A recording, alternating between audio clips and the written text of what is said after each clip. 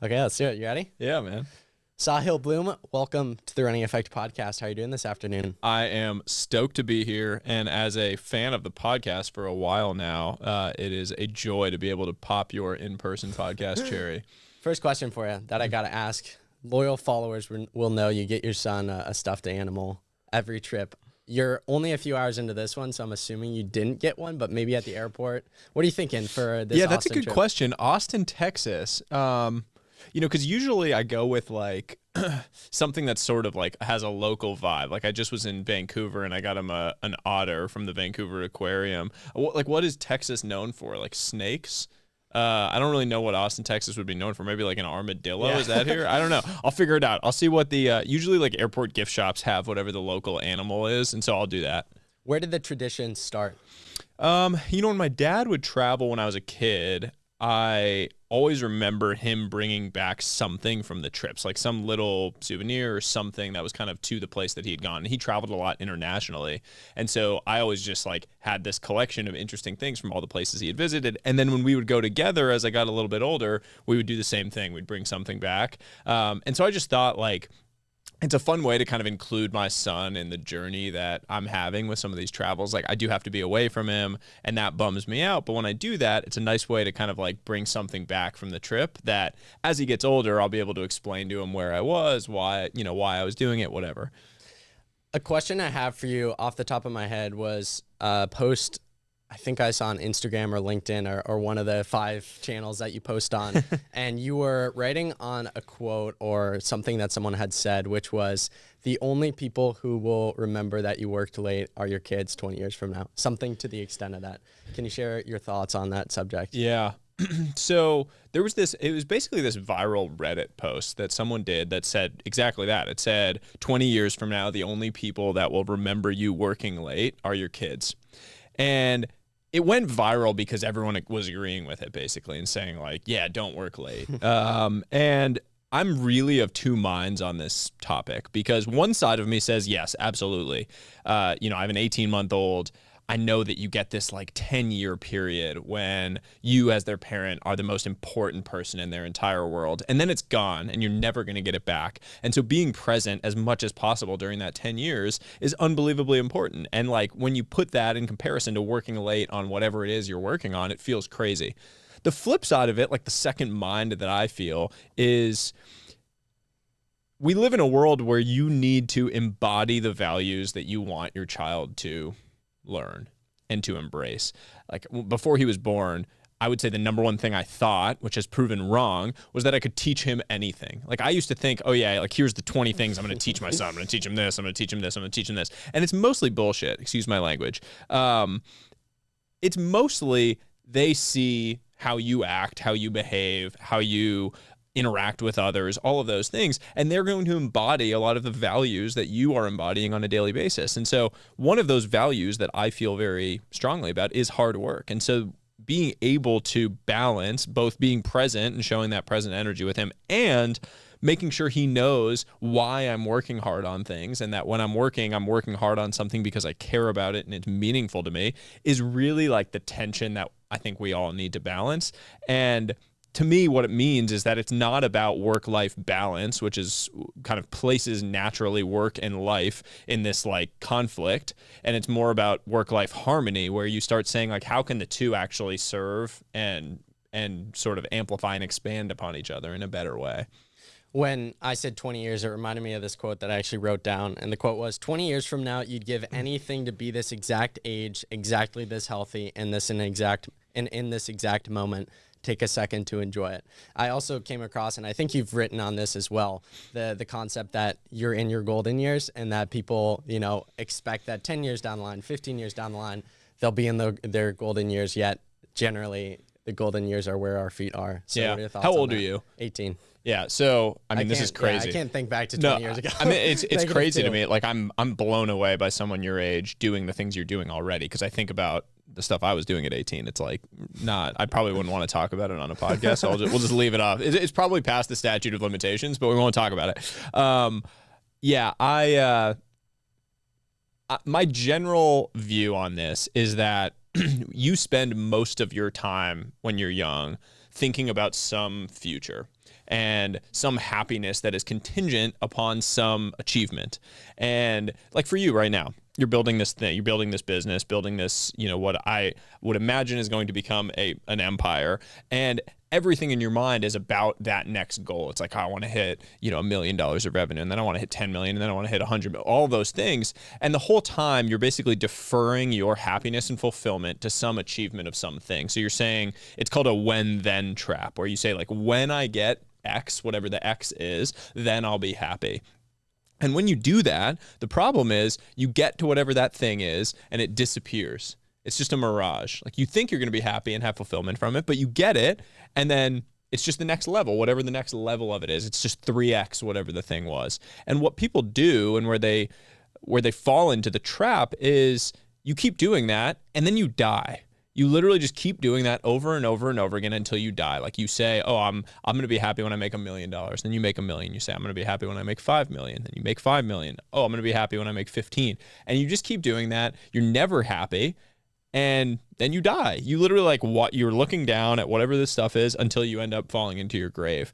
And the reality is like you need to, it's so cliche to say, but it's so true. You need to fall in love with whatever the journey is, like whatever the actual process is on a daily basis. That is where you need to find your joy and fulfillment. Because if it's tied to whatever the achievement is, whatever the metric is, whatever the KPI is of your success, you're going to be sorely disappointed on the back end of it.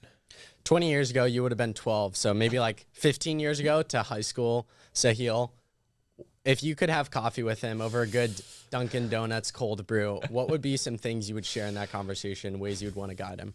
Oh, gosh. All right, I've got a lot for you. So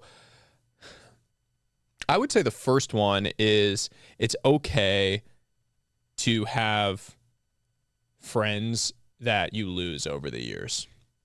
And this is a tough one for a lot of people. And it was a tough one for me because I self-identify as someone that is like kind or caring or a loyal friend.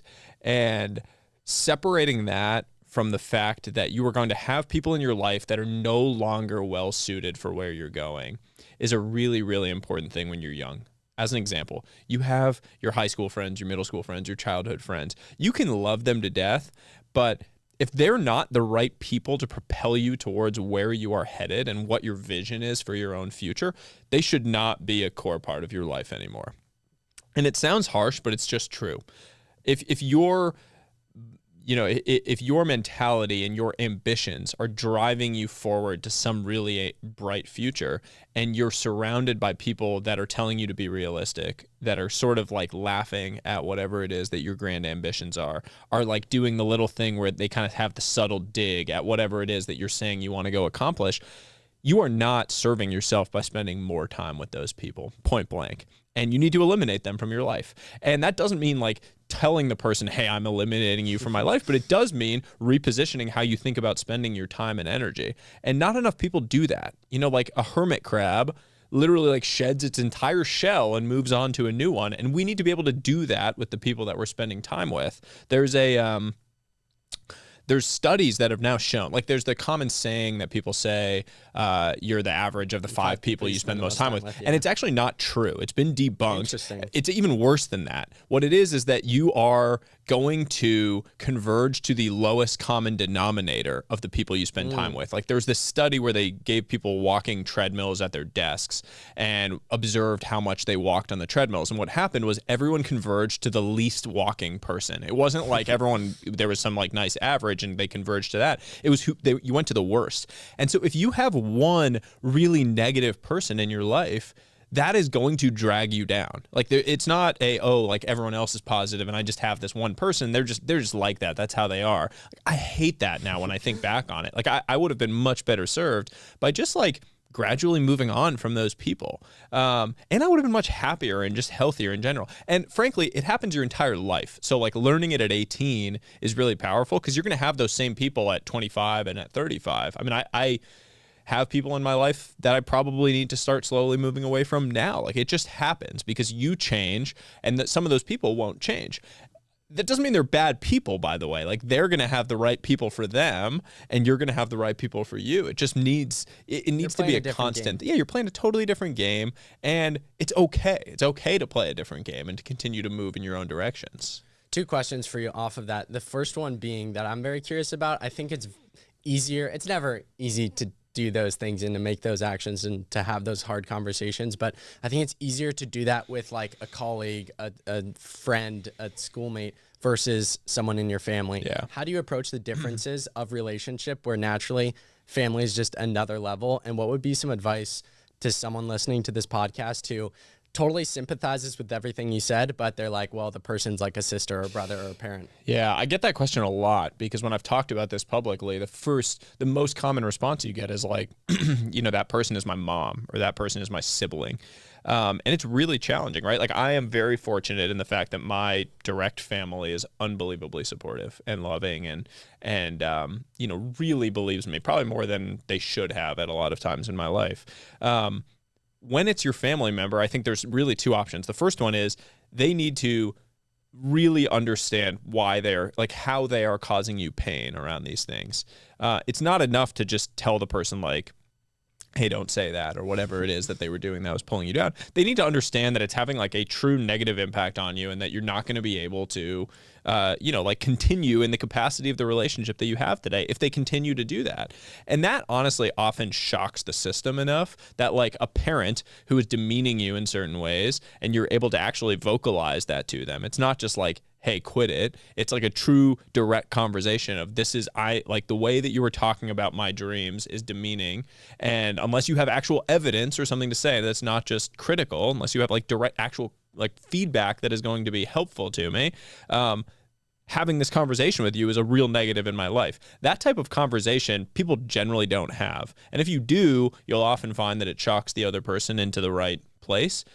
And the second step is like, it just needs to be limited. The interaction with these people needs to be limited. And that's okay, right? Like, again, family, you are connected to family by blood, and there's always going to be a blood relationship there. Like, I could not see my sister for 10 years. And if she was in trouble, I'm going to show up at her door and I'm going to be able to help her because she's blood. Like, there's something there that matters, and that's fine.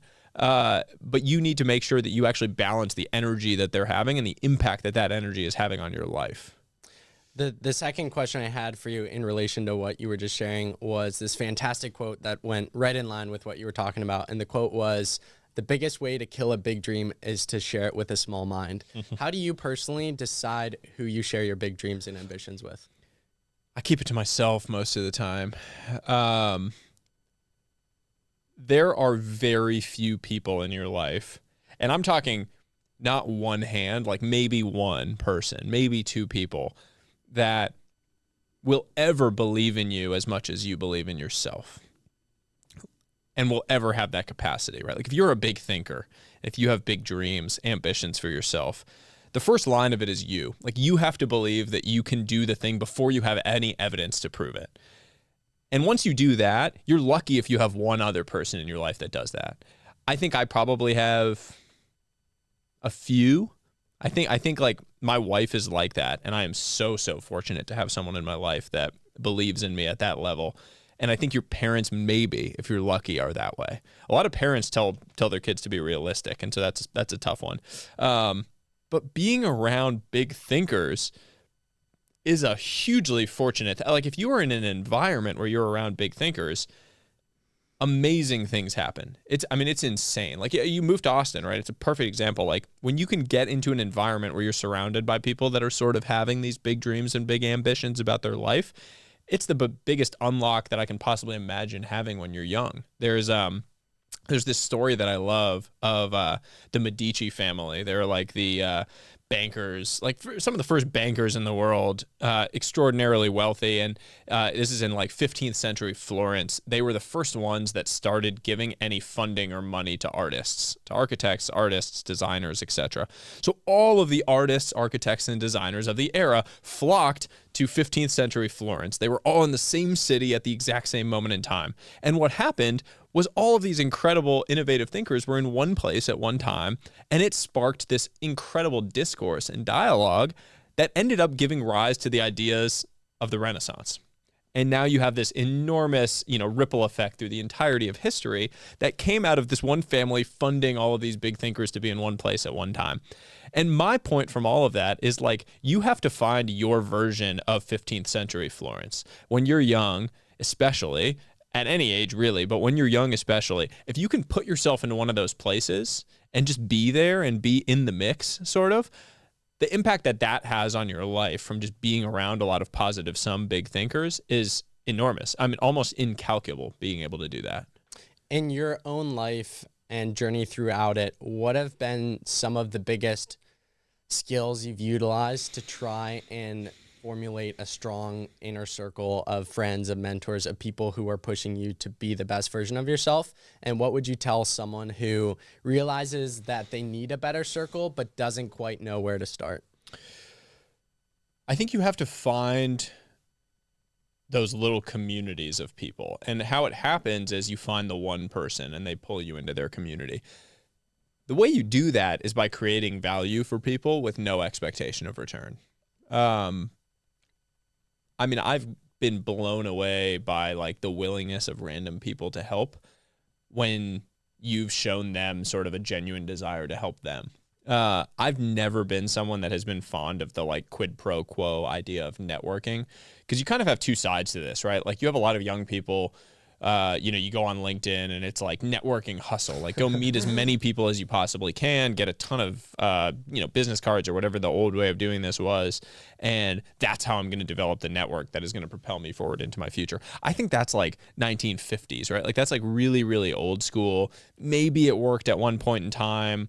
Maybe there's still pockets where it works today. But the real way that this works is like you just get into the rooms with these people that are positive some, and you start figuring out like, how can I create value for these people? And maybe it's, tiny little things, like maybe you find out you're in one of those rooms and someone is really into running and, but their shin is hurting them. You're like, oh, I actually did this episode, or I created, here's some research that was interesting, and you follow up and you send them that. Now, all of a sudden, you're like in a different level in their mind. You're not just someone that was at the event with them or something. You're like the person that was helpful to them and didn't ask for something in return. So now they really want to help you, right? Like it's this kind of natural, like cosmic energy that gets created.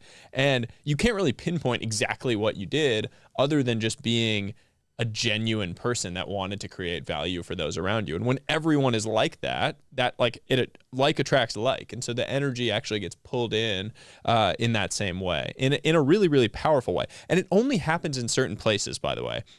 It's really hard to harness this energy if you're like living out by yourself, not able to like get into these dinners, get into these rooms, get into these conversations.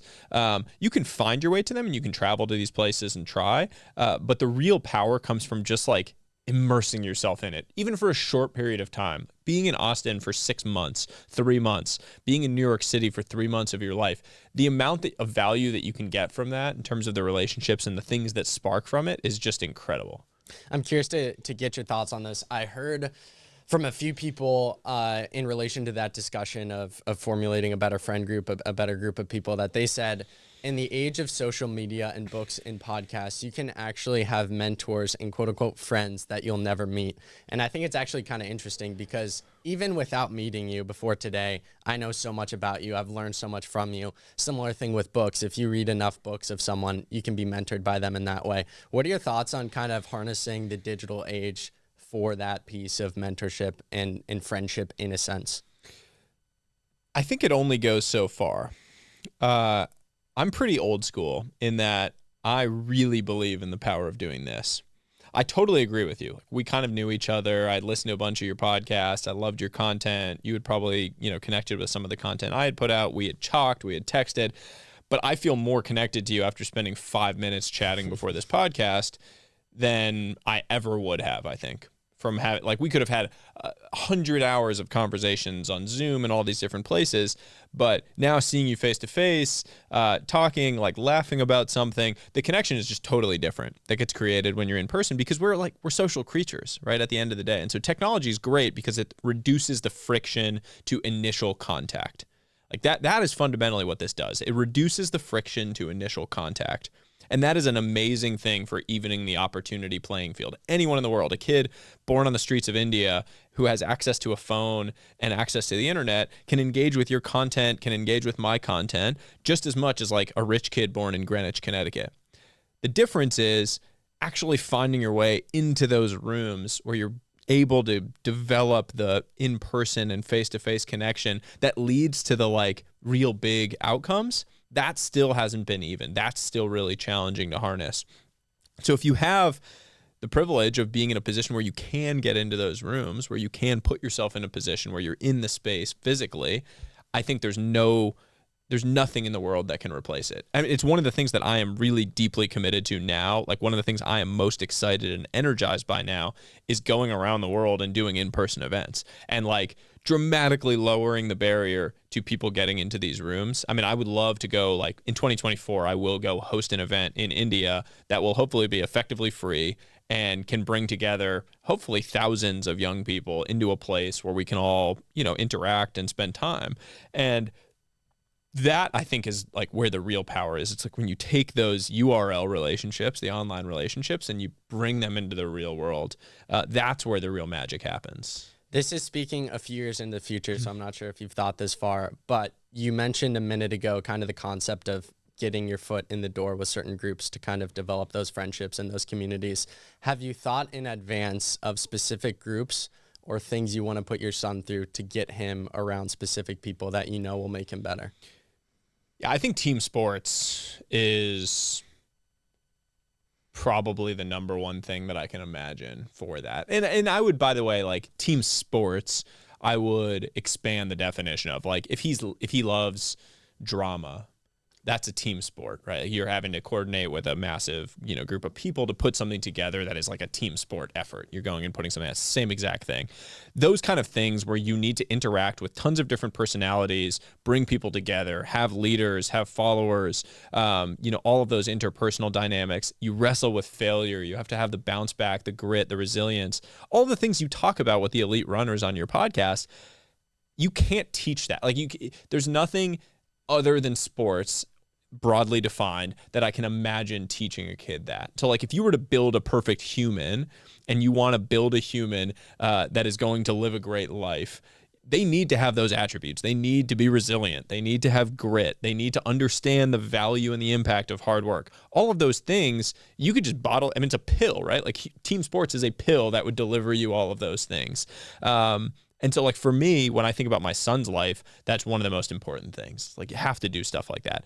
The other side of that, by the way, is, and why running I think is so powerful, why pitching for me was really powerful in baseball, is team sport plus really challenging individual endeavor is a unique combination. Because that feeling of the entire spotlight on you, that feeling of the mental challenge of like, if you screw up, it's on you and you need to pick yourself back up because you don't have 10 team members that can like, if you're playing tennis or if you're running a bad race, your teammates can't run the race for you. And so if you're halfway in and your team needs you to come in the top 10 in order for the whole team to win, you just got to figure it out. If you're having a calf cramp or whatever the thing is, you can't teach that. And so I really think that like that combination is also an interesting one that, again, I come back to go build that perfect human. Like, how would you go do it? That's clearly one of the ways for me. Going off of the team sports aspect, for those that don't know, you went to Stanford and you played baseball for Stanford, and we can get into all sorts of stories from that experience in a minute. But what was your first experience in team sports growing up, and what was the impact it had on you? Baseball would have been my first team sport experience. I honestly didn't really fail that much at sports until I got to Stanford. I went to a small, that's not to say that I was like so amazing. I was in a small town in Massachusetts, and my entire life I could throw a ball harder than anyone I was around. Until I got to Stanford, by the way. Then I could not. But up until that point, I had always been the kid that was like the best at throwing the ball on the team. And I didn't play a whole ton of other sports. I played some basketball, played some soccer when I was a kid. And I was always like reasonably athletic, and in a small town, whatever, you stand out and you're fine. My first real failure actually was like, I was 12 years old. I was trying out for some random all-star team, like Eastern Mass All-Stars or something. And I really wanted to make it for whatever reason. Like, I had been driving towards this one goal for at least like a year and a half. I'd really wanted to make this one team. And I was the last cut before making this team, 12-year-old. And I cried. I mean, I must have cried the whole way on the ride home. And I can't imagine now, like being a parent, there's a lot of pain that comes from seeing your kid experience a trauma in any way. And I just remember that being a really formative experience of like the failure that came. And then my dad telling me, all that matters is like what comes next. And whatever you do on the back of this is going to be what defines this thing. Like, are you going to sit and mope around all summer, or are you going to use it to get better at whatever it is that you want to be getting better at? And that summer, I ended up having one of the most amazing baseball experiences playing with all the kids from my town because I hadn't made that. And that built these like incredible bonds and relationships. We made it really far in this one tournament. And some of the best memories of my life came out of that massive failure that I was so disappointed by. And so I remember that being like a really formative thing that connected in my mind of that idea that my dad said of like what comes on the back of that failure is going to be what defines it. And again, it's like, it's cliche. We talk about that kind of thing a lot, but it's hard to internalize until you actually experience something like that. I think with high school sports, I think I was a byproduct of it. Once you start to see, and I think this goes with many things in life, once you start to see any sort of progress, you get obsessed with seeing how far you can go within it.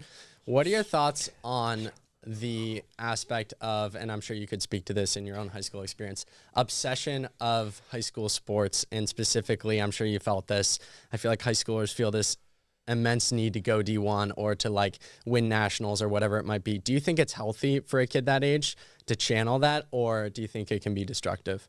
I think ambition is a good thing. Parent involvement and the business side of youth sports is a bad thing.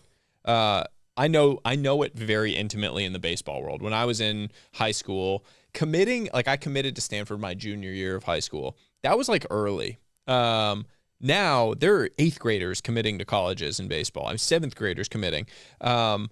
There's a massive industrial complex built around these private teams where parents are paying $5,000 a summer to send their kids to all these fancy jerseys and all this stuff. And that is really a bad thing for these sports. Because for a lot of kids, it saps the joy out of it. You no longer have the like true childlike curiosity and joy of playing this sport, which is really sad because that, at the end of the day, you're playing a kid's game, whether it's baseball, whether it's running, like all of these things. We're humans. We're meant to move around. We're meant to play games. We're meant to compete. And doing all of this fancy stuff, spending all this money, having this whole industrial complex around it, it takes a lot of that away.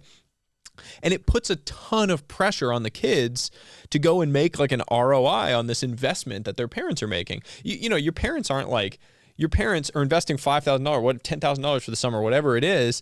Like they're told it's because you're going to go D1 and that's going to sound impressive. By the way, a lot of the parents, they want, like the reason they're doing it is because they want to sound impressive to their friends. They want to be able to say like my kid's going D1 at this place. And that it's a flex for them, for their kids to be successful, which is again, just like parents need to chill a little bit with that stuff. But it really is. It's like a social status thing for parents to say where their kids are going to school, what sport they're playing, whatever, all of those things. It's not about the kid's happiness. Sometimes, very rarely, it's like, I know my kid will be really happy if they, you know, hit their true potential with this thing. So I'm going to invest behind it. I felt like that's what my parents did for me. When I was really excited about something, they were willing to invest behind it. But they weren't going to push me. They weren't going to like force me to go play baseball or take these lessons or do these things to try to be good. So it has definitely crossed a line in a lot of ways. The obsession with D1 sucks because what ends up happening is like kids feel bad if they're not going to be able to go D1, lose interest in the thing. A lot of kids go D1 that shouldn't, and they go and they never play. I mean, frankly, I could have gone to an Ivy League baseball school and been like one of the best players on the team, gotten a ton more attention, gotten to pitch a lot more. That's not what I wanted to do. I really wanted the challenge, and I wanted to go to the place where I felt like I would be really pushed because that's my mentality.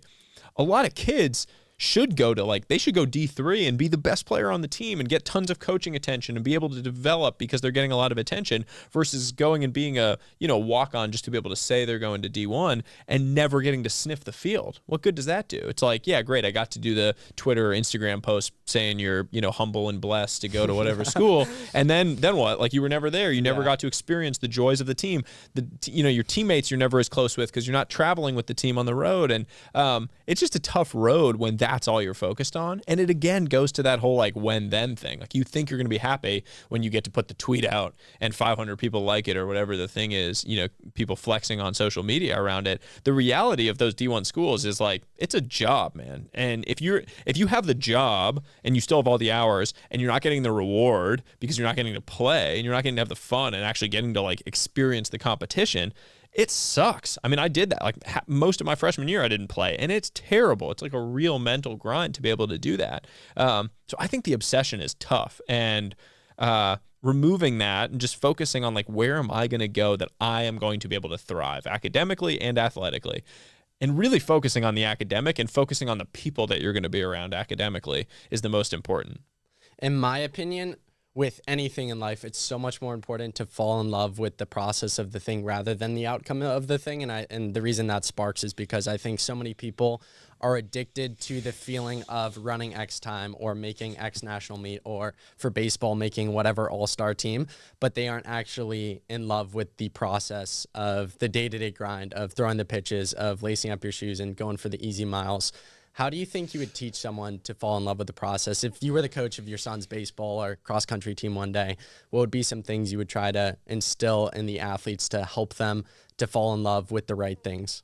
I don't think you can teach it. I think there are certain things that you're going to love the process with and certain things that you aren't. I fell in love with running because of the fact that I felt like it was an escape from everything in my life for however long I was out there. And not that I felt a need to escape, but because the world gets noisy. And being able to go for a run and just be alone with your thoughts, whether it's pouring rain or whether it's bright sunshine and humid, is one of the most beautiful experiences I've ever had. And I had never run. I hated running growing up because in baseball, running was punishment. And I had always associated it that way. I had PTSD with running because it was what you did when you got in trouble in college. I had never probably run more than 3 miles in my life. You would have had to pay me a lot of money to go run. And then in March of this year, I had this neighbor who was he's a fitness influencer, big guy that loved running. And he was like, oh, come out for a run with me. And I was like, oh man, give me a break. This is going to be awful. And all of a sudden I found this peace in my own mind that I had just not had in my life. We had a young kid. It's when do you get to just be in your own head and in your own thoughts? And so I very quickly knew, oh my God, I love this process. And I set ambitious goals around it. I wanted to run the sub 3-hour marathon. I want to do a whole bunch of things with times because I think it's fun to push myself to get better. But I really just loved being out there. There's plenty of things in my life where I have not liked the process, right? You couldn't, when I was working in finance, you couldn't teach me to like the process around some of the stuff we were doing. Is why I had to quit, because I wasn't ever going to like it. And there were people that did like it who were always going to be better than me. That's the thing you need to realize too, is if the person you are competing against loves the process, you are never going to beat them in the long run. You might beat them in the short run. I might be able to beat you in a race if I just like the time. I just want to run a sub 5-minute mile and I'm going to sprint and go all out because I can grip my teeth. And I might beat you in that one race. But you're telling me that if you really love it, you're not going to beat me over the next 5 years if I hate running? Hell no. I mean, there's no chance, right? It's the person who loves climbing is going to climb much higher than the person who just wants to get the view from the summit. Point blank. Because they love it. They're going to do everything. They're going to get better at it. They're going to research. They're going to learn about all the recovery techniques, everything about it. They are going to get better while this person is just focused on whatever the goal is. So I don't think you can teach it. I don't think I can teach my son to love the process around X, Y, or Z. He's going to naturally be drawn to the process around certain things. And my job is to make sure that he is empowered to go do those things, to push him a little bit to make sure that he continues to drive, and to just be there to support him in whatever that is, whether it's drama or whether it's singing or whether it's baseball or running, whatever it is. my job as a parent is to support whatever that natural inclination is. Okay, so with that in mind, how would you help someone to pick the right games, the games that they're actually passionate about the journey rather than just the outcome? What feels easy? I mean, like when you're doing it, what just feels like air, like there's nothing to it, versus what do you feel like you're needing to force yourself to go do on a daily basis? Now and then you're still going to feel like crap and you're going to need to drive yourself to do the thing. And that's important. Discipline is important. But what just feels fun? Like what has that airy sensation to it? Today, I mean, I feel like I worked my way from a job that felt like really gritty every single day to something that I feel like the most time I'm kind of skipping to work. Like I feel really excited to get to do things. I mean, I love that I get to do something like this and call it work. You probably love getting to have conversations with interesting people around running that you would have nerded out on, and you would have done that for free. And now you're getting paid to do it. That's amazing. You just have to find those things that you feel naturally drawn to. And the reality is that we talk about it with sports, and that's easy. Like, you know what sports you're kind of drawn to, where you feel like the practice is really fun for you. I think it's Plutarch, the philosopher. Plutarch said that the Spartan warriors, were the only people in the world who war was actually a respite from their practice. So war was actually an escape from the training that they were doing. And because they loved and were so immersed in the craziness of their training, that war was actually like the break when they would go to war. Like the game was actually the break from practice because they loved practice so much. The best runners you've ever encountered on your show, anyone you've ever interacted with, I guarantee those like 10 by 800, 4 by 400 that like most people would just like puke even looking at the program, they probably had some like weird sickly sensation of love for that workout. Yeah.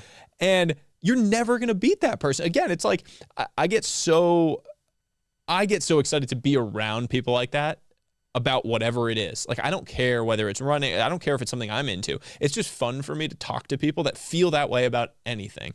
So that, I mean, I have so many thoughts on this because I think you can't force it. And when you think about work, like as you transition to the next phase of your life, beyond sports, beyond your youth, the work side of it, you have to open your mind to the idea that you can literally make money doing anything. When I was a kid, I thought the only ways to make money were like investing and, going to an investment bank or being a consultant. I basically thought there were 3 ways to make money. I was like, I could be an investment banker, I could be a consultant at McKinsey, or I could be, an investor, like a venture or private equity hedge fund. And then I quit. And I realized that I knew people making money in the most bizarre ways possible. I mean, you're making money off doing a podcast about running. Like that would have been ridiculous to me. It's like, right. Oh, he just likes running. He started this podcast. Now he's making 6 figures. Like, that's crazy, right? We live in a world where you can literally make money doing anything. So expand your mind to all of the things you're interested in. Because in general, I would be willing to wager a decent amount of money that if you are obsessed with something, you can find a way to make money around that obsession. I think the thing there, though, is so many people, specifically in a society today of instant gratification, so many people will not engage with delayed gratification. And I guarantee you've heard this statistic, but it's one of my favorites to share. 90% of podcasts don't make it past 3 episodes. And then of the 10% that survives, 90% of those quit after 20 episodes. And so if you make it to 21 episodes, you're in the top 1% of podcasters all time. So even with that, even if someone is passionate about something, very few are actually willing to go the distance to see the results. Like, I didn't make a single cent off of the podcast until 2.5 years in. And now in this 3rd year, I'm like close to 6 figures, but I needed to make it to year 3 and put all that work in to see the results. So how would you advise someone on like engaging with delayed gratification? Because I think there's a difference between passion and passion over the long run. And I think that's what separates the good from the great, and the people who make it and the people that don't. Everything you want in life is on the other side of something that sucks. Everything. Doesn't matter what it is. It's like golden rule for life, whatever you want to call it. Everything you want in life is on the other side of something that sucks. That suck might be 3 years of no one listening to your podcast. That suck might be 100 really hard workouts. It might be a bunch of plain meals because you're trying to lose a bunch of weight. Might be hundreds of hours of focused work. Whatever it is, it's going to be something that sucks, and the thing you want is on the other side of it. And you have to be willing to endure whatever that suck is and get a little bit better along the way, like track and adjust along the way to get a little bit better each day.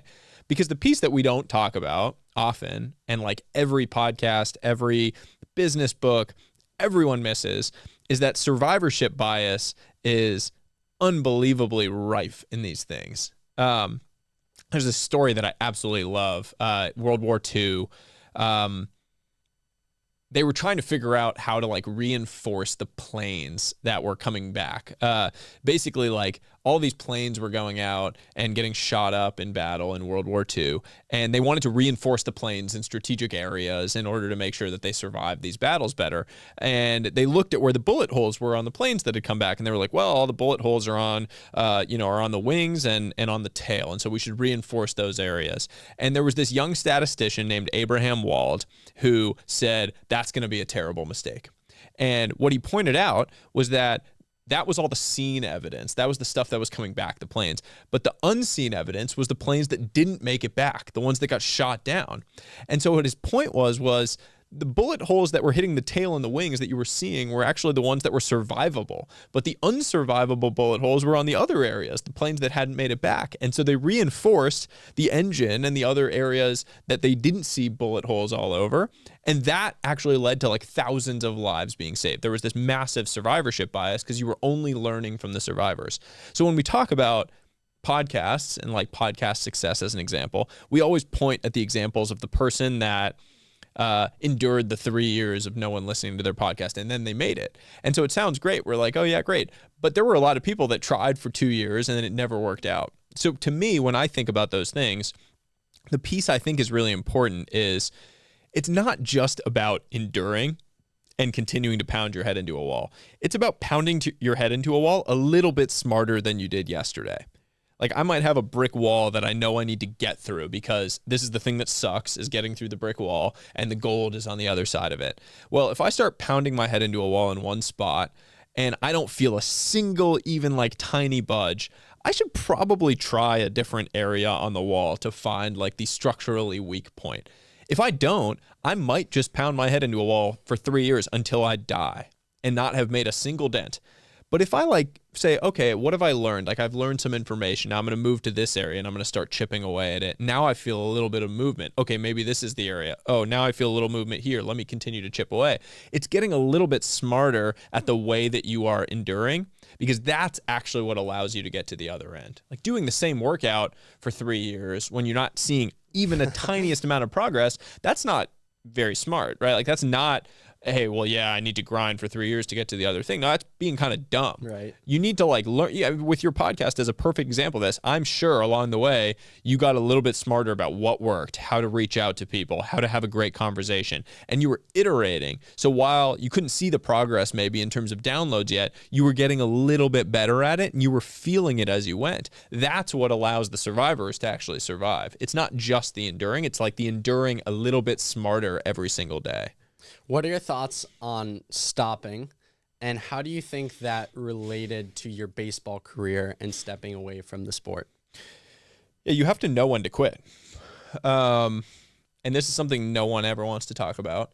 It's the reason, any book on quitting is never going to be as successful as a book like on grit and having resilience and sticking it out. Annie Duke, who's an amazing author, who wrote one of my favorite books, which is Thinking in Bets, wrote a book called Quit this year, all about basically this idea of like having a criteria for when to quit something. And I do think it's important. I think it's important to just know when to fold them, right? Like know when to hold them, know when to fold them. And having that criteria in your mind at the beginning is often the most important thing. She talks about this in the book, a quitting criteria, like knowing, okay, what new information would I have to glean over the next 6 months in order to know that this is not the right approach? I do think you have to give yourself enough time before pulling the trigger on that, though. Saying like, oh, I'm going to try this for a month, and if it doesn't really work, I'm going to quit. It's hard for anything to really work in a month. You really need to give stuff time in order to have a better view on it. There's this amazing, I'm going to blank on the name of this. So Google has this internal like moonshot factory called X, and it's where they work on the most like incredible, complicated problems within the company, like big moonshot things.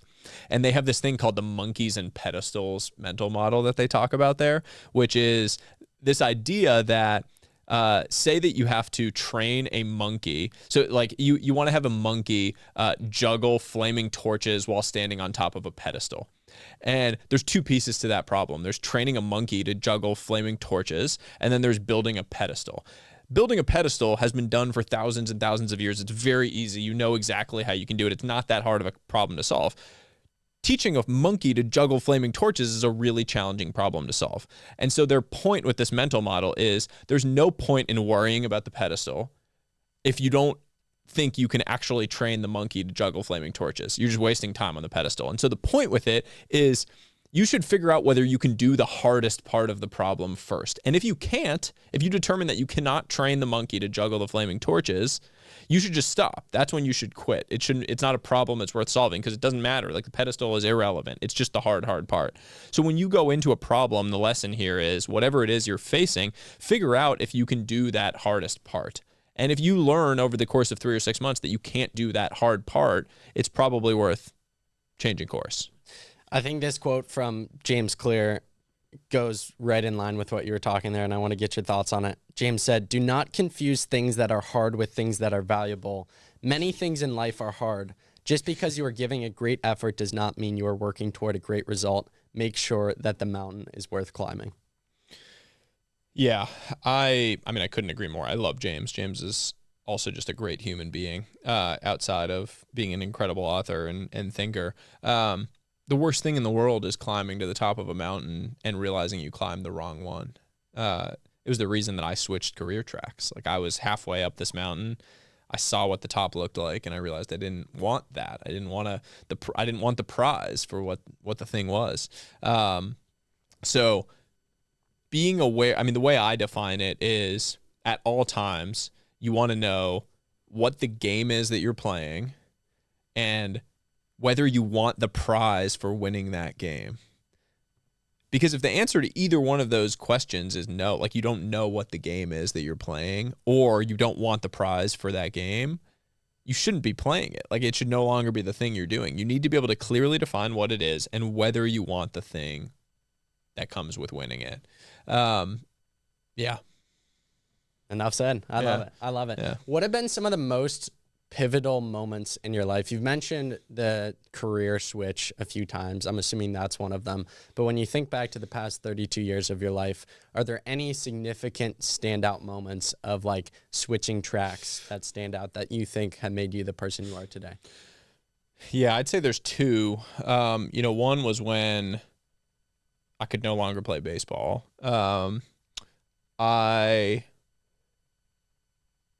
Identity is the common thing that ties us all together. We're all ultimately searching for where we fit in the world and what we feel our identity is. It's the reason so many athletes really struggle mentally after their sport is taken away from them, because their identity was tied up in the sport. And everything about them their whole life, they'd been patted on the back for being so great at this thing. It consumes them mentally, physically, all this stuff. And then all of a sudden you reach an age and it's no longer your thing. And you have to go find a new job, or you have to go find a new identity. That's really, really challenging. I was no different.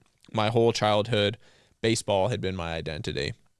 And my relationship with my dad in particular was really built around my rise in baseball. He was always the one to take me to all my lessons, come to my practices, came to all my games, cheer me on. So much of what I felt our bond was built around this sport. So I was at Stanford my last year, and I was hurt for the last year of that, just like terrible shoulder pain, awful, wouldn't wish it on anyone. And I basically got to the point where I realized that it was time to quit. I wasn't going to make a career out of it, and it was too much, just the stress and the constant pain and all the pills I was having to take and all the stuff I was having to go through to continue to endure it no longer made sense. And it was taking away from my life and all these other areas. I told the coaches, and then the first call I had to make was to my dad to let him know.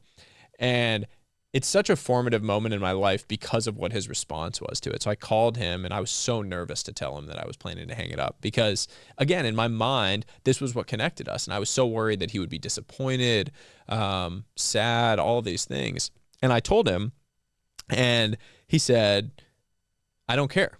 Like, I don't care that you're moving on. And I was like, oh, aren't you disappointed? He's like, I don't care, because I know that whatever you do next, you're going to put all of this energy that you've put in over the last 20 years of your life into baseball into that. And I am so excited to be there for you, to cheer you on in whatever that next thing is. And I still get emotional even thinking about it. Like, I can't imagine hearing a better thing from your father than that. And he has lived up to every single word of what he said. I mean, when I ran my marathon a month ago, my dad flew out, surprised me, and was standing at the finish line of my marathon, which is like so stupid, right? Like, it's a stupid marathon. Like, it's some silly running goal. There was no reason for him to do that, but it's who he was, and it's the values that he embodied as a father and as a parent. And that just means the world to a kid, to have someone in their life that is like that is just going to support them and cheer them on in whatever it is that they choose to go do. So that, for me, I mean, still to this day, like, I get chills thinking about that conversation and how impactful it was on my life. Do you think your dad's influence is why you were so intentional with Roman? Like, even on social media, you can tell that you spend hours with him every day. You go watch the trucks with him every morning. You go on walks with him. You buy him stuffed animals on trips. Do you think that comes from your dad's influence on you? And just what is your thought process behind fatherhood? What are some attributes you're trying to embody? Yeah. Yes. I mean, my father was the best dad I can imagine having. He, I think, embodied all of the values that he didn't feel he had from his father. So I in general think that people either amplify what they feel their parents did well, or reject and go in the other direction of what they think their parents did poorly. And unfortunately, in his case, his father didn't accept when he wanted to marry my mom. So my father's white, American, my mother's from India. And when my dad wanted to marry my mom, his dad didn't accept it and said, you have to choose between her or us. And my dad walked out the door. And to this day, I've never met his parents. He has 4 siblings I've never met, first cousins I've never met. Unbelievable, terribly sad thing. But I can't imagine like a dad saying that to their kid, right? I mean, it's like crazy over race, like over something that silly. It seems so ridiculous today. Maybe in 1982, times were a little different, interracial marriage, maybe. But even then, like, it wasn't the 1920s or something like that, right? It was 1982. So it's crazy to me. But I think as a result of that, my dad really took it upon himself to be this unbelievably supportive figure. And he's that way with my sister. Me and my sister, he's exactly that way with my sister, cheering her on and whatever she's doing. He's like the most supportive person.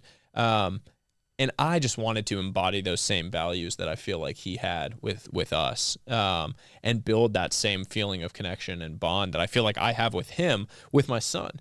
I'm also very fortunate in that I do have an unbelievably flexible life. Like, I control my own schedule entirely. No one's telling me what to do on a daily basis. So I can be around. I can take him to go see the trucks every single morning. I can like go to the playground with him and my wife in the afternoon.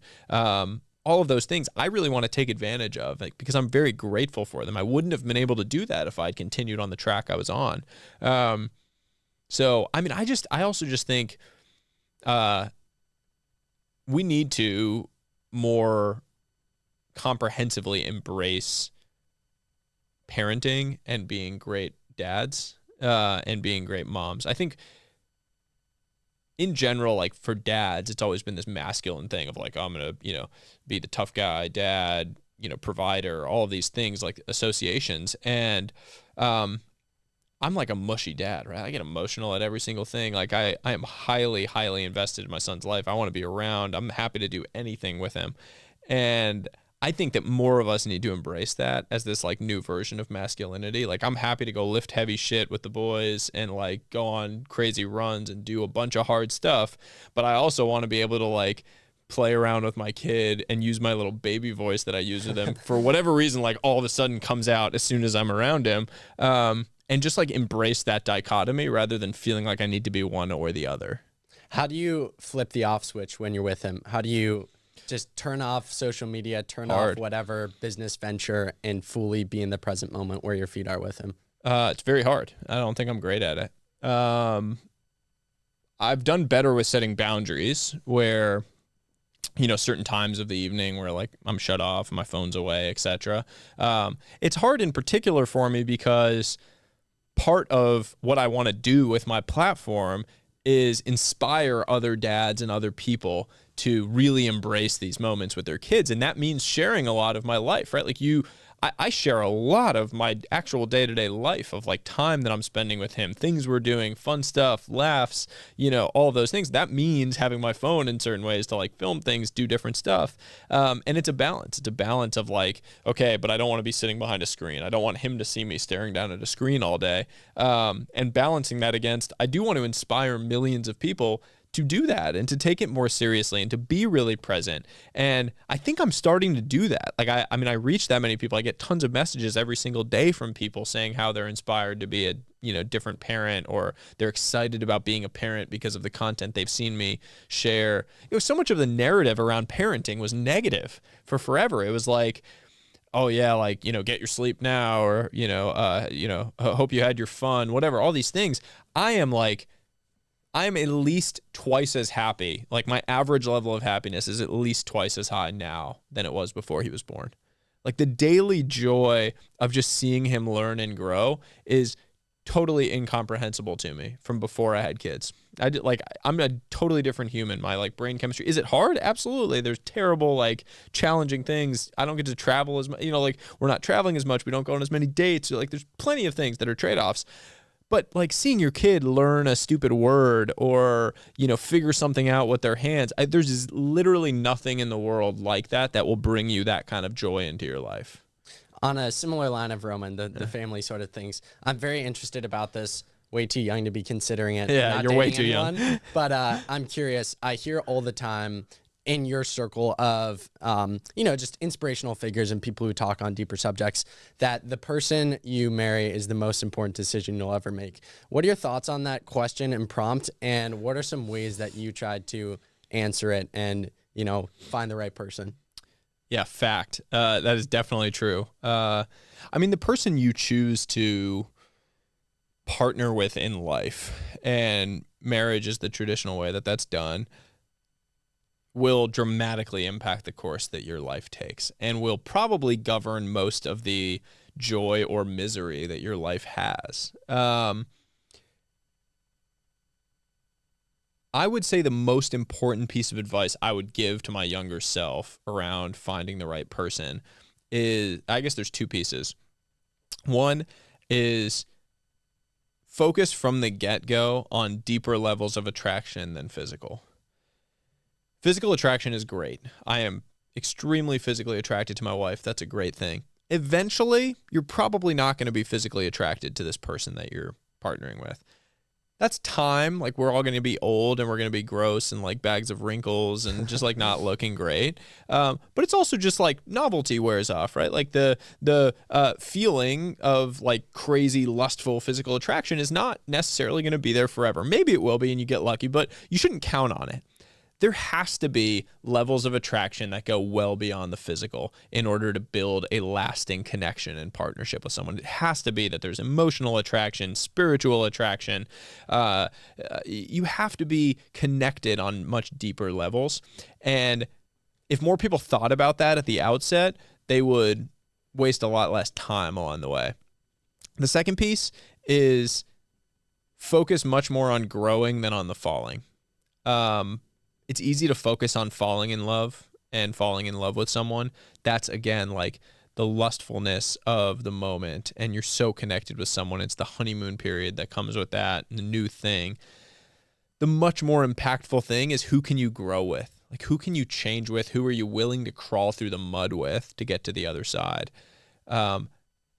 Because that's the thing that life actually is. Like, most of life is not this honeymoon period of the beautiful Instagram-worthy moments on vacation and the beautiful dinners and the, sexy moments that you see people share on social media. Most of life is sitting on your ass on the couch doing nothing.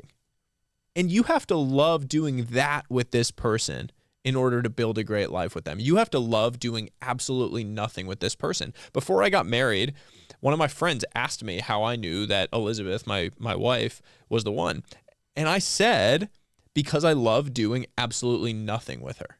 Like, I love sitting on the couch, watching some stupid TV show, not talking, and just sitting there with her. And I could do that for the rest of my life and be perfectly content, happy, and fulfilled. Because she's the type of person that I just want to be around and be with, and I love her energy. And if you focus on that, if you focus on finding that person, you're always going to be okay. Switching gears here, going back to something you shared earlier, that you had never run more than 3 miles heading into March. Your friend said, hey, come on a run with me.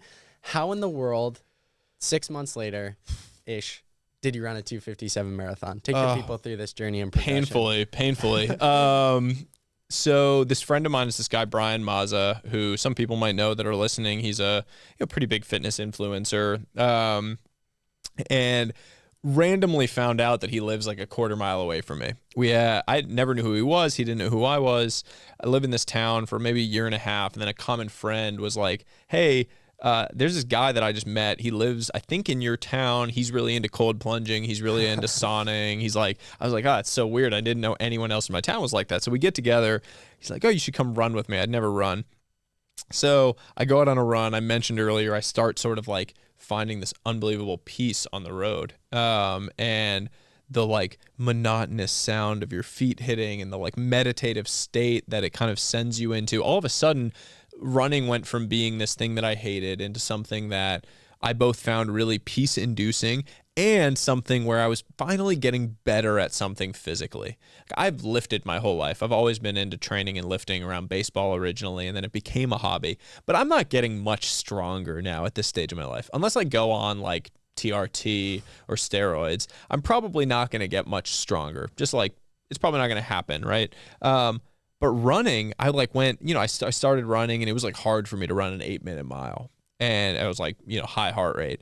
And then like a couple weeks later, I ran a half. I just like I was on a whim at a wedding and there was this half marathon and I ran it. And I think I ran like 1:38 in this half marathon. And again, I don't think I'd ever run more than like 7 miles when I ran out and ran this half marathon. I was like, oh, wow, that felt good. I was starting to get better. And so then I started getting the little dopamine hit of like, you're loving something and you're getting better at it in a like very clear progression. Like I could see it in the numbers that were coming out. And that for me was like the trigger of, it's like the holy grail when you have those two things where you're loving the process and you're getting the dopamine hits from getting better at something.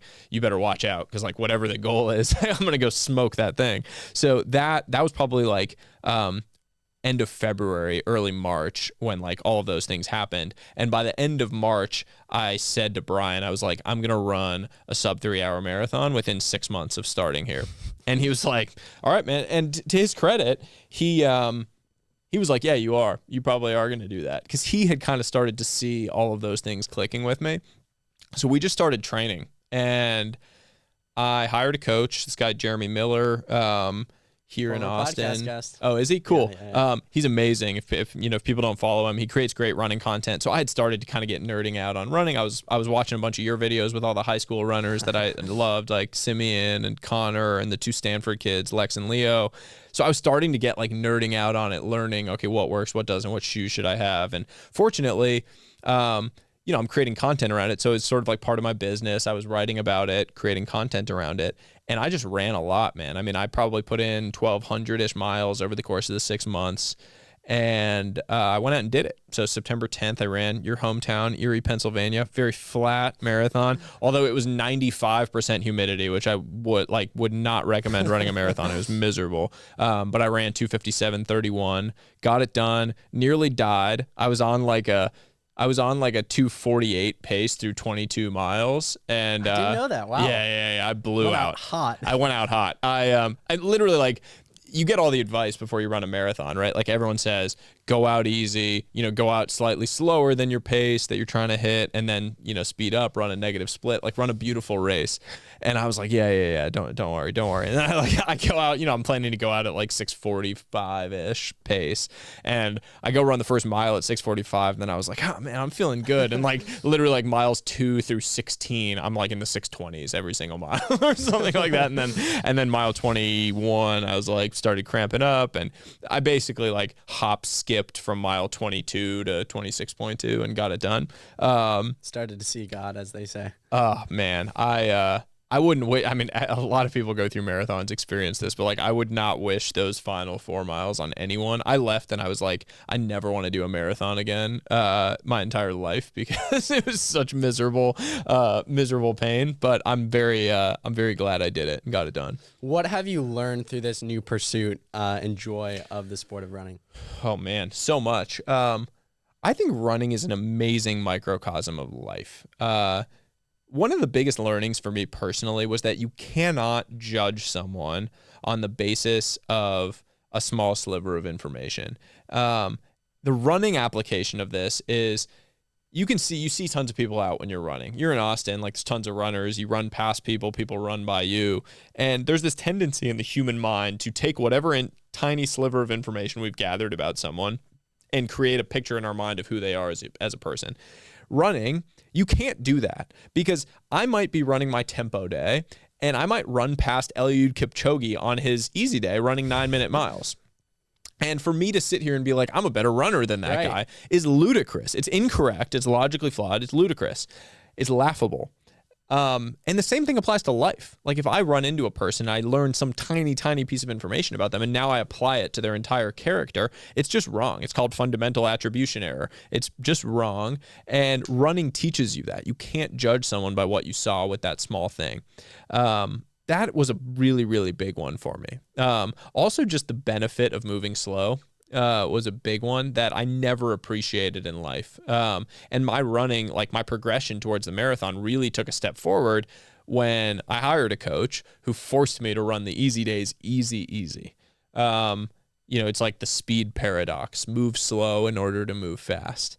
My tendency is like, if I want to run a marathon at a 6:45 average pace, I got to run 6:45 every single day. Like I just got to go out and just run that for as many miles as I can. And I would have gotten hurt, and it would have been really, really bad. And that kind of thing was building up. So having that awareness that you need to slow down in order to speed up is something that powerfully applies to every area of your life. I mean, you need to do that mentally. You need to do it physically. You need to do it in your work. You need to be able to slow down. And when you slow down, by the way, that's when you can see the entire field and figure out where to deploy your energy. The example I love is like Lionel Messi playing soccer.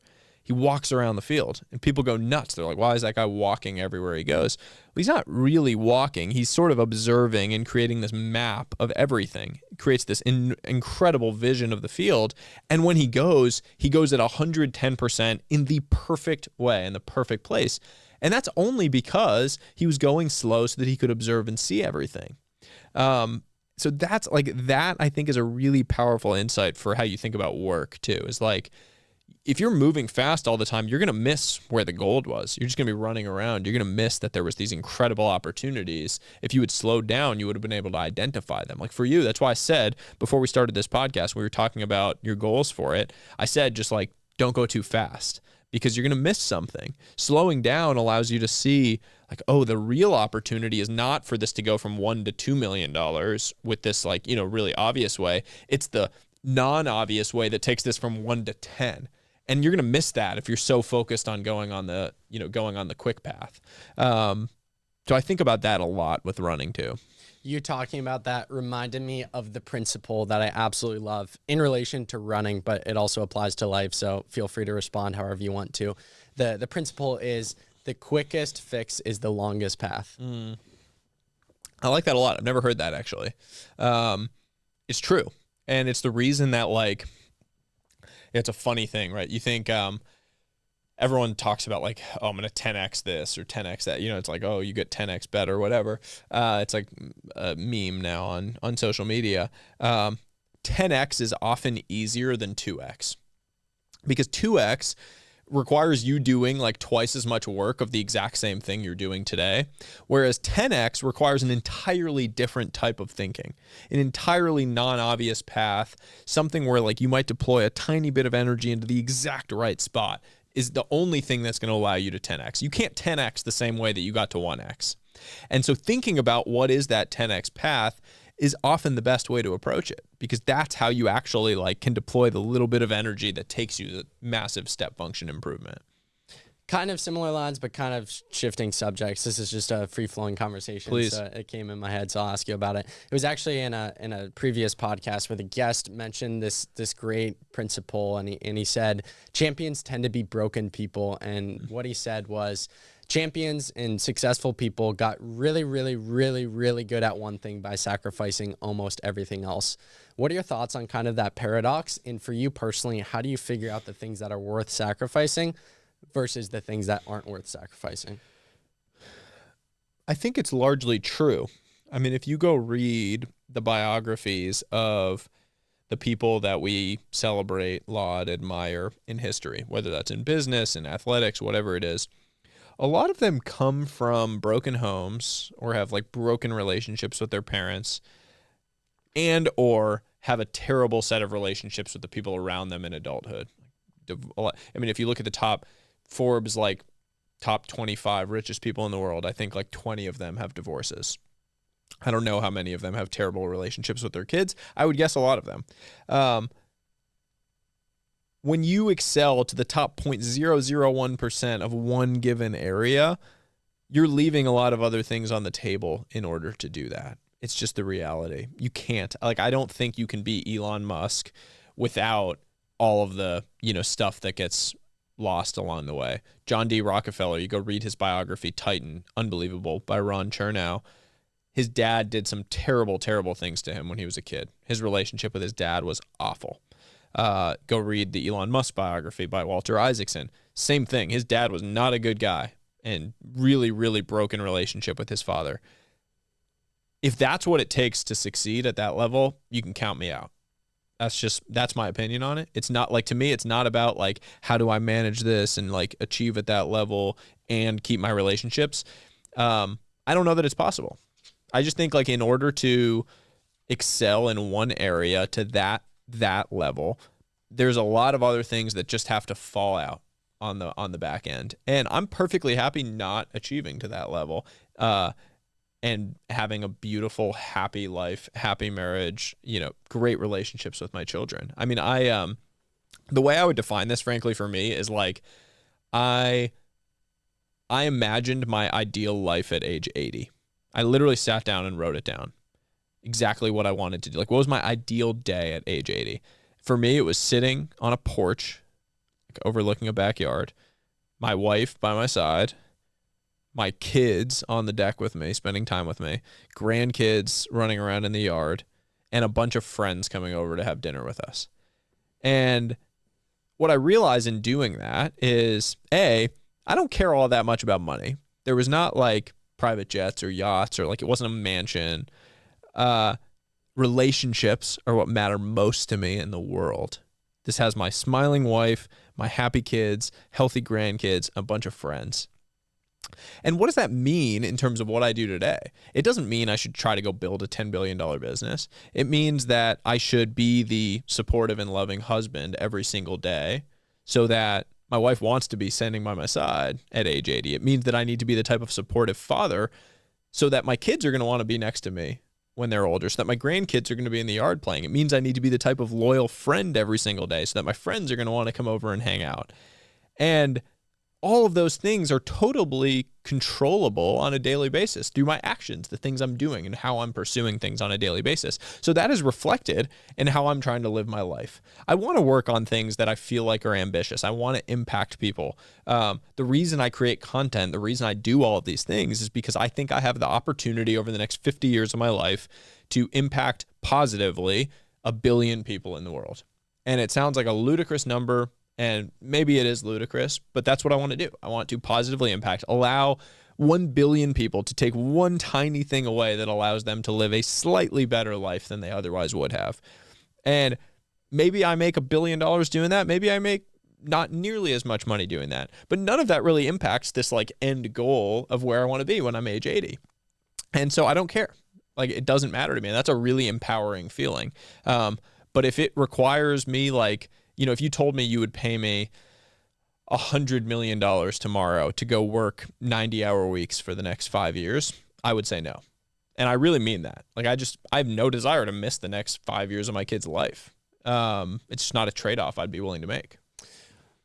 In regards to you thinking about your ideal life at age 80, for me, one of the biggest pieces of taking action has been reflecting on my death. And there was this great model. It may have been on a Joe Rogan podcast. I'm forgetting exactly where I got it from. But the person said, what do you want your obituary to say? And then act accordingly. And I think it's such a powerful Warren way Buffett. of living. Yeah. Okay, yeah, you got the source there. Yeah. And so what would you say to specifically people probably under the age of 30 who I think in society today act and live as if they're never going to die and don't actually act with the end in mind, which I think provokes a lot of good action necessary to live the best possible life? Yeah. I don't think it's about the morbid side of like thinking about dying every single day. To me, this is, you are writing your obituary every single day with how you act and live and behave on a daily basis. And so you actually do get to write it in a very real way by how you are acting. I just think it's important to realize the long-term impact of the things that you are doing on a daily basis. I just went to my 10-year college reunion, and it blew me away that everyone that was there was 32 years old. We're all 10 years removed from college. Some people looked 50, and some people looked 30. Why? Well, your daily habits show up on your face after 10 years. The way that you treated yourself on a daily basis shows up on your face. The way that you treated other people shows up on your face because stress, the way that you treated your body, your mind, all of those things show up on your face after a period of time. Young people don't realize that yet because it hasn't had enough time to compound positively or negatively. But the way you are behaving on a daily basis will impact you in the future. So if you're being a shitty person to your friends on a daily basis, if you're not being supportive, they're not going to be there in 10 years. If you're being shitty to your body or to your mind every day, it's not going to be there in 10 years. It's going to atrophy, all of these things. If you're not taking your future seriously financially, it's not going to be there in 10 years. Like, all of these things are going to be really, really bad. So it's almost like if you can't comprehend being 80 and being old and dying, that's fine. Think about like your 5-year from now self or your 10-year from now self. You should be able to comprehend that and the impact that what you're doing today is going to have on that person.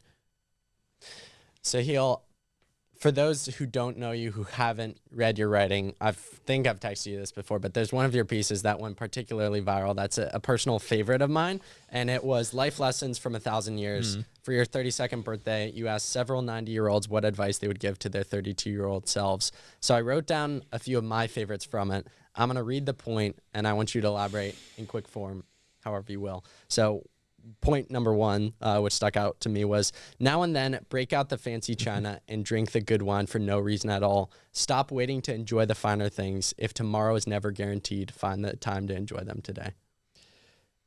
Yeah, this is a relatively common trope that I just think is so true.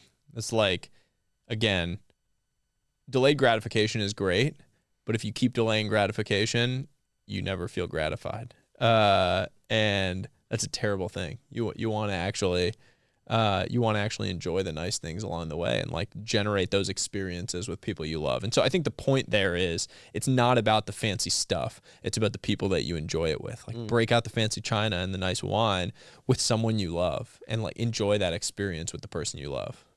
Lesson number 7 was do one good deed every single day, but never tell anyone about it. Pay for someone's coffee, take out the trash without being asked, let someone into your lane. A little bit goes a long way. Yeah, my grandfather told me this when I was a kid, that if you let someone in traffic and give them a wave, they're going to go let someone in traffic and give them a wave. Then that person's going to go in and you can change the world. The ripple effect. And I always loved that. It always stuck with me that one tiny good thing changes an entire person's day, and then they go and change someone else's whole day. And you can really have this positive ripple effect. Lesson number 10, always remind yourself that your track record for making it through bad days is perfect. It's easy to lose sight of this when you're down. Zoom out and reclaim your perspective.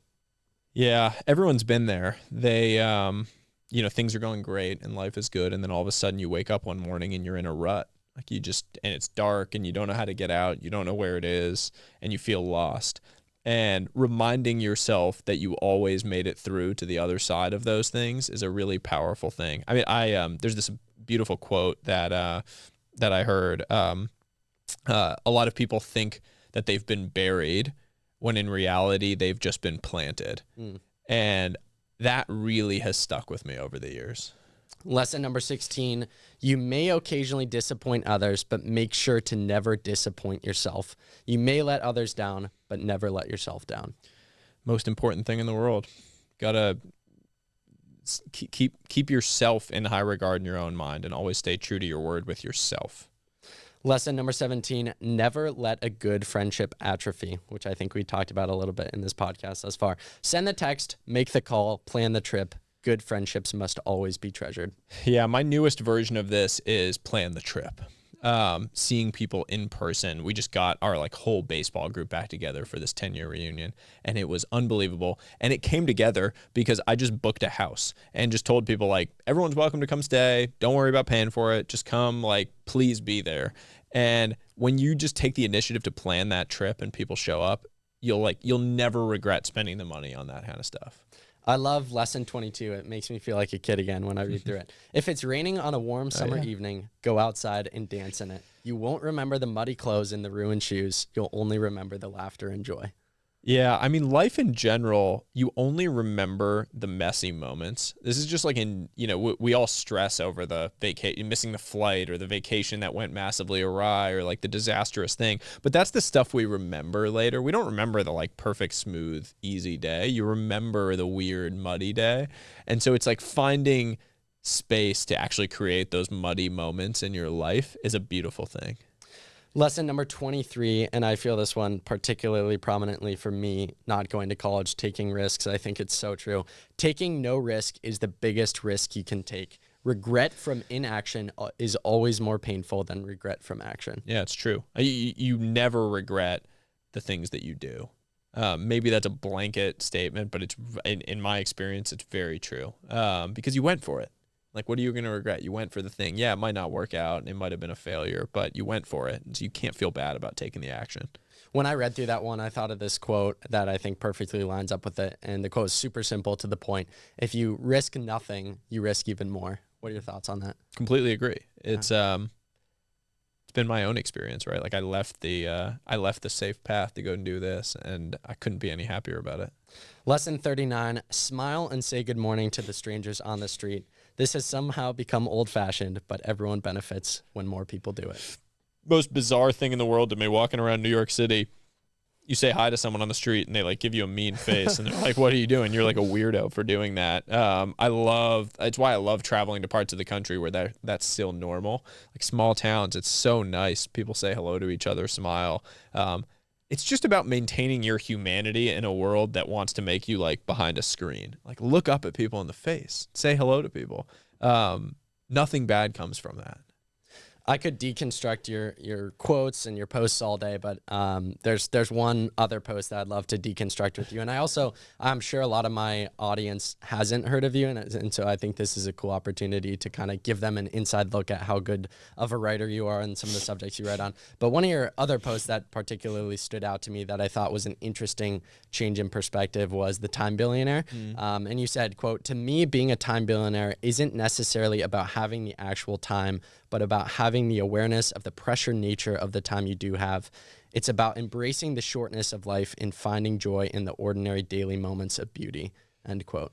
What are your thoughts on this post? So a time billionaire, for people that don't know what this means, is the idea that everyone thinks about money billionaires, right? You think about having $1 billion, but when you're 20 years old, you're 18. When you're 20 years old, you have roughly 2 billion seconds left in your life. 1 billion seconds is about 30 years. So say you're going to live until you're 80, you have about 2 billion seconds left in your life. When you're 50, you have 1 billion seconds left.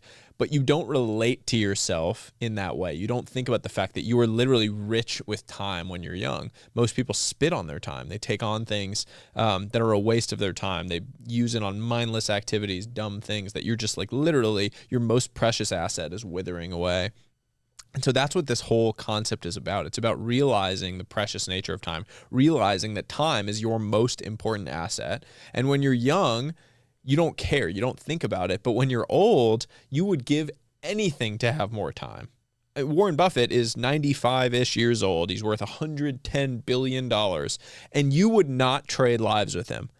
He could come to you and be like, hey, trade lives with me. You can have all my money and have all this. You would say, hell no, man. Get out of here, right? Like not a single one of your listeners. I don't know how old all your listeners are. My guess, and I'd be willing to bet, not a single one of them would trade lives with Warren Buffett. Because why would you possibly trade the next 60 years of your life for his $100 billion? So you realize then, okay, then this time has value to me. Like a dollar figure of value, but you don't think about that in the moment. You're not thinking about the fact that you were so rich with time.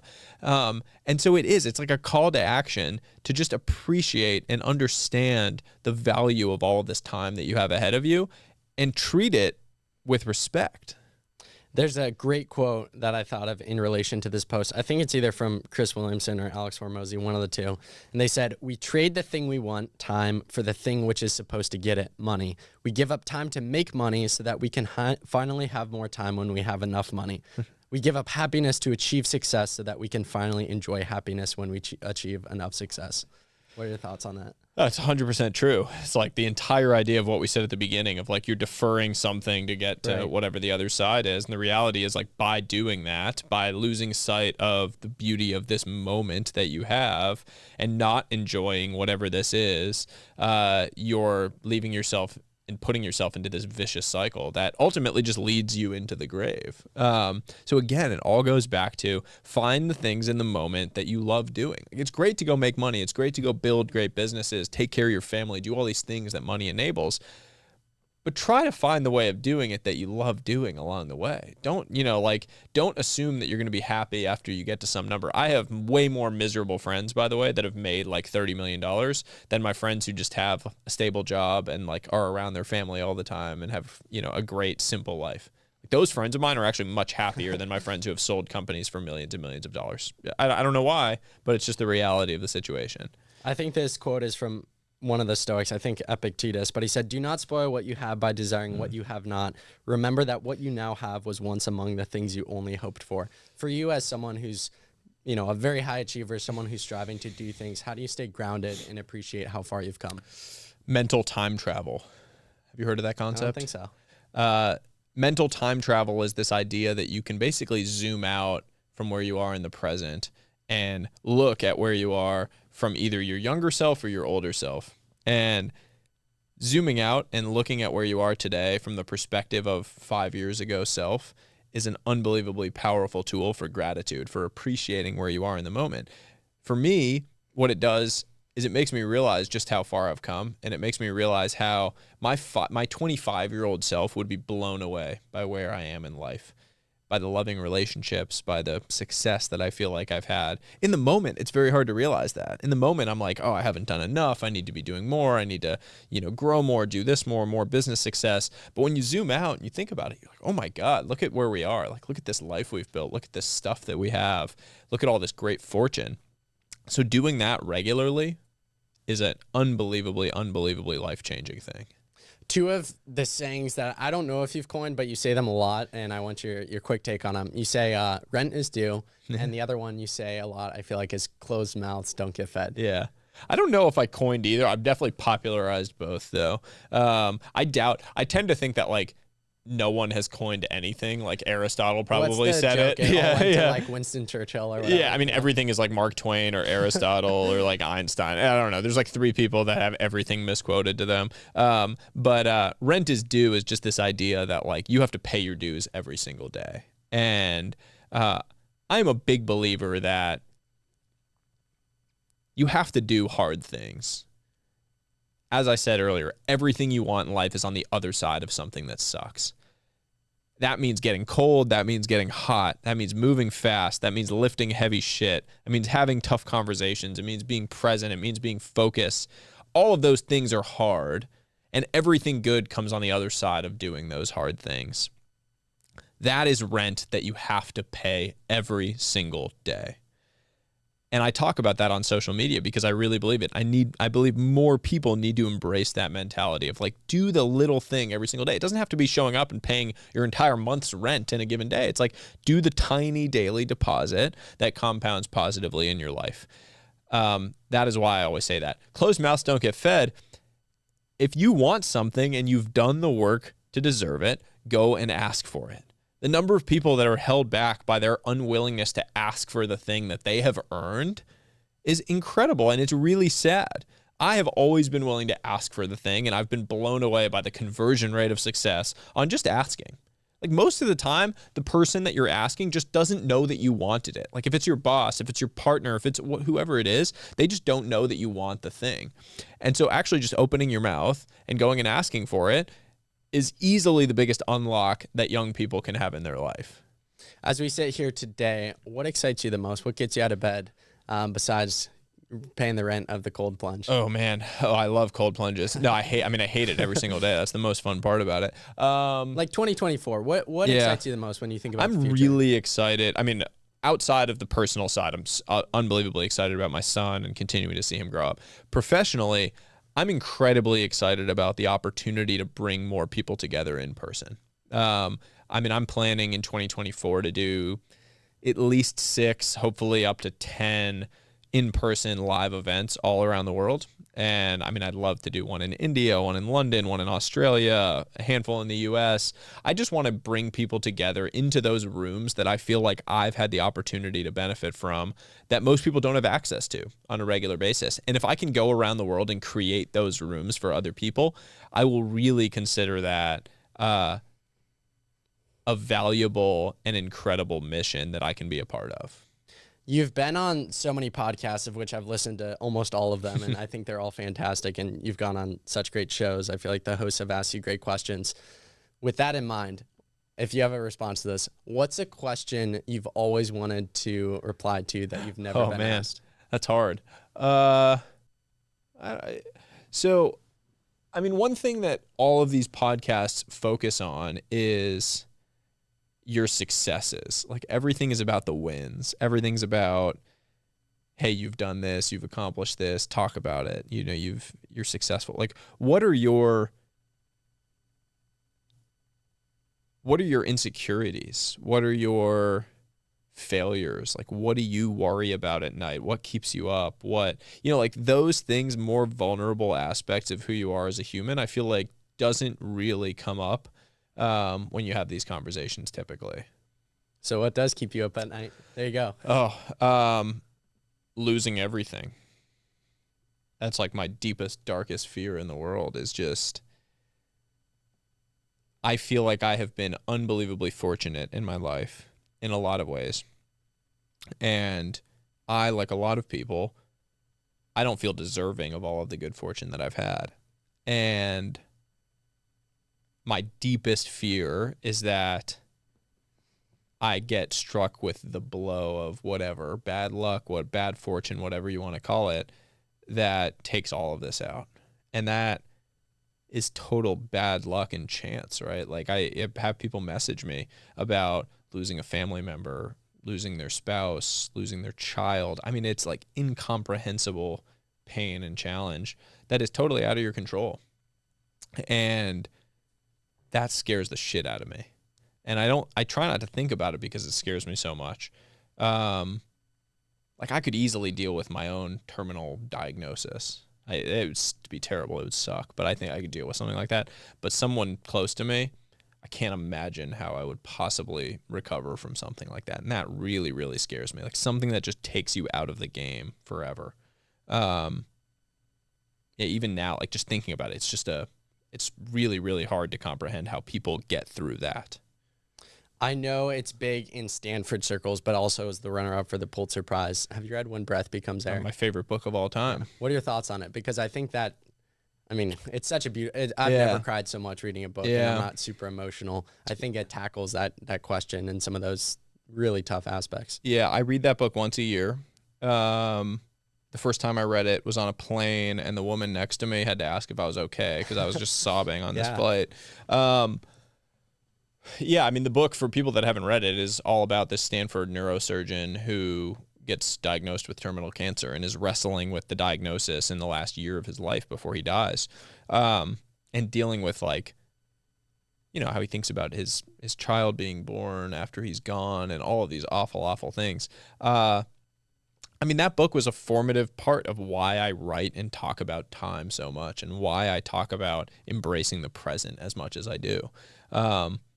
I mean, every time I get on a plane, I, like, send a text to people that I love before my plane takes off. I mean, I'm, like, really locked in on this kind of, like, I think about it way too much, frankly, my own mortality and the mortality of those people around me, because I just know that I like, one of my biggest fears in the world is sort of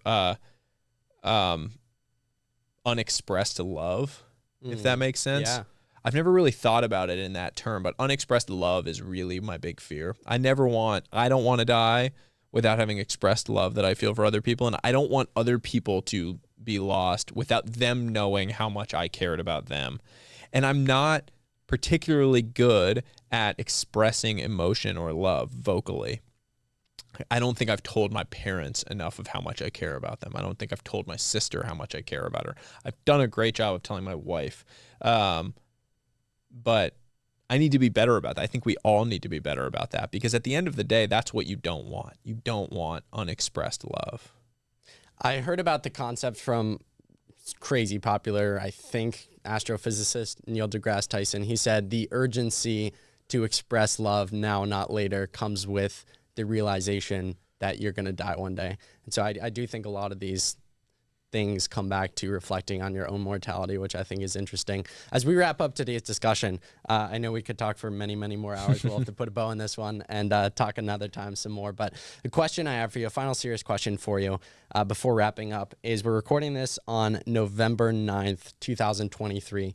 I'm assuming you've thought about this concept where until the end of time, until you die, social media, Instagram, TikTok, although we'll see in the US if it stays, you know, your newsletter, the Curiosity Chronicle, like those things will be up there past your time, and your kids, your grandkids will be able to go back and, you know, see the 30-second clip. But for this podcast specifically, you know, your son could one day listen, your grandkids could one day listen. Who knows? This could potentially be talked about on the porch when you're 80. There you go. Specific conversation. What do you want to share about this version of you, Sahil Bloom, November 9, 2023, to put it in a time capsule? What do you want people to know about Love this that question. Love that question. I would want people to know that I feel like I am in a place in my life that is this really beautiful moment of calm. And it might be in between storms, and there have been storms in the past, and I know there will be storms in the future, but I am in this moment of calm in between storms that I'm so, so grateful for, and that I, in the present moment, am unbelievably, like, 10 out of 10 just happy and appreciating. The final question I ask every single guest on every single episode, on a very light note compared to what we've been talking about. The question is, if you had Gordon Ramsay coming over to your house for dinner, what would you choose to make him? What would I choose to make him? Probably try to make him a beef Wellington and see, see if I could top his famous beef Wellington. Yeah, maybe I would try to do that. If I was gonna fail at that, I guess I would make him a steak. There you go. Sahil, it's been an absolute privilege and honor speaking with you. I've looked up to you for a while now, gained tremendous insight from your work, and it's inspired a lot of the things I'm doing today. So you mentioned wanting to impact and reach 1 billion people, and you talked to one of them today. So I appreciate you. And if you're a listener, make sure you check out the show notes for all the amazing stuff he's doing. So I appreciate you, man. Thank you so much for having me. Awesome. It's a wrap, man. Killed it.